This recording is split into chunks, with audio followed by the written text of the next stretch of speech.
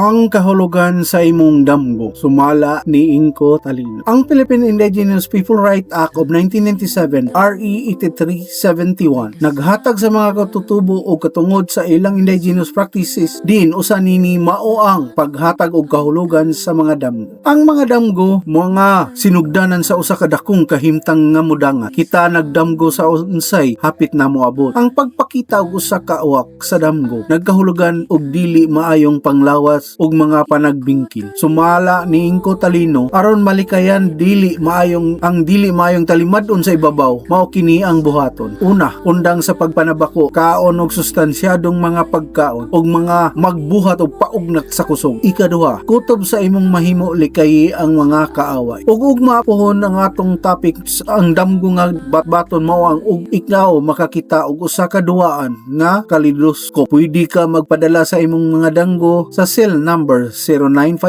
0955-195-1327.